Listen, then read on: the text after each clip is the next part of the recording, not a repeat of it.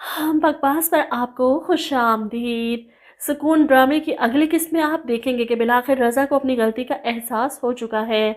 हमदान जो इसे जेल से छुड़वाने के लिए कागजात तैयार करवा रहा था और ऐना को सुनकर लगा कि शायद वो तलाक के कागजात की बात कर रहा है।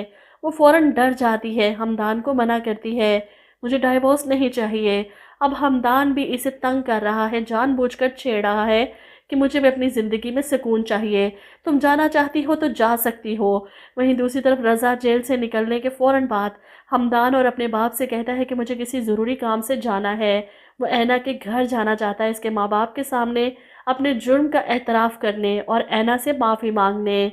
हमदान को अंदाज़ा था कि वहाँ जाकर इसे सच्चाई पता चल जाएगी, इसलिए खुद से कुछ नहीं बताता। जब तक रज़ा अपना जुर्म इन लोगों के सामने कबूल नहीं करेगा, ऐना के लिए इसके बाप के घर के दरवाजे कभी नहीं खुलेंगे। अब यहाँ पर रज़ा ऐना के घर पहुँचता है, इसकी माँ दरवाज़ा खोलती हैं और अपने सामने रज़ा को देखकर हैरान रह जाती हैं। पीछे तख्त पर बैठे इनके शौहर पूछते हैं, कौन आया? तो वो रज़ा को नहीं जानते थे, लेकिन इसकी माँ तो जानती थी ना। वो इस लड़के को अंदर लेकर आती हैं और यहाँ ऐना के माँ और बाप दोनों के सामने रज़ा हाथ जोड़ देता है। मैं गुनहगार हूँ ऐना का, वो मासूम थी, इसे मैंने वर्गलाया, मैंने धोखा दिया, धोखे से शहर बुलाया और फिर अपने माँ बाप के सामने इसे पहचानने से इनकार कर दिया। मैं गुनहगार हूँ इसका, मुझे अपने गुनाहों की सज़ा बहुत अच्छे से मिल गई। मैं ऐना से भी माफ़ी मांगना चाहता हूँ, कहाँ है वो? अब यहाँ पर ऐना के वालिद जो इसकी बातें सुनकर हैरान परेशान थे, अपनी गलती का एहसास इन्हें हो चुका है। इन्होंने अपनी बेटी के साथ इतनी बड़ी ज़्यादती कर दी, वो बेकसूर थी।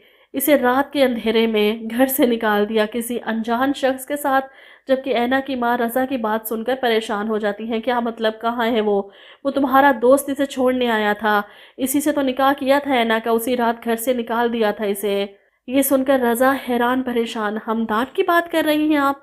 ऐना की शादी हमदान से कर दी थी? वहीं दूसरी तरफ हमदान जानता है कि ऐना के लिए इस घर के दरवाजे अब खुल जाएंगे, वो वापस जा सकती है, लेकिन हमदान नहीं चाहता कि ऐना इसे छोड़ कर जाए। लेकिन वो फिर भी ऐना के सामने खुद को मजबूत साबित कर रहा है। मैं नहीं चाहता कि तुम्हारे जाने के बाद मुझे तकलीफ़ हो। क्यों रखूँ मैं किसी का दिल? थक गया हूँ मैं दिल रखते रखते, मुझ में बर्दाश्त नहीं है अब। वहीं दूसरी तरफ अमजद साहब हॉस्पिटल जाकर अपनी बीवी को बताते हैं कि रज़ा जेल से तो छूट गया है, लेकिन पता नहीं कहाँ चला गया। कह रहा था बहुत ज़रूरी काम से जा रहा हूँ। यहाँ पर इनकी बीवी कहती है, क्या गलती हो गई हमसे? ऐसा कौन सा गुनाह हो गया? हमारे बच्चों की ज़िंदगी में एक दिन भी सुकून का नहीं आया। ऐसे में नर्स आकर खबर देती है कि शानज़े को होश आ गया। ये दोनों शानज़े के पास जाते हैं और उसे देखकर खुश होते हैं। वहीं शानज़े इतने दिनों बाद होश में आने के बावजूद भी फुल मेकअप में है। अपने माँ बाप से कहती है, क्यों बचाया? मर जाने दिया होता मुझे। इसके वालिद परेशान होकर कहते हैं, बेटा ऐसी बात ना करो, मैं हमदान से बात करूंगा जाके, हम जल्दी तुम दोनों की शादी करवा देंगे।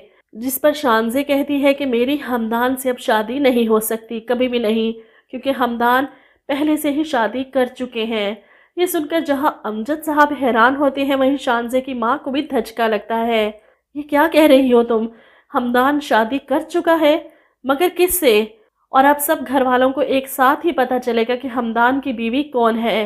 वहीं दूसरी तरफ महमूद साहब तो दिल पकड़कर बैठ जाते हैं। इस गम को दिल पे ले लेते हैं कि इन्होंने अपनी बेटी ऐना के साथ कितना बुरा किया, कितना जुल्म ढाया इस पर। और इनकी तबीयत ख़राब होती है तो उस्मान और इनकी बहन दोनों पहुंच जाते हैं। उस्मान तो मामू की हालत देखकर परेशान हो जाता है। महमूद साहब की बहन भी इसे कहती हैं, बहुत बुरा हुआ उस बेचारे के साथ, जो गलती हो गई हमसे, इसे सुधारने के लिए तुम्हें ज़िंदा रहना होगा।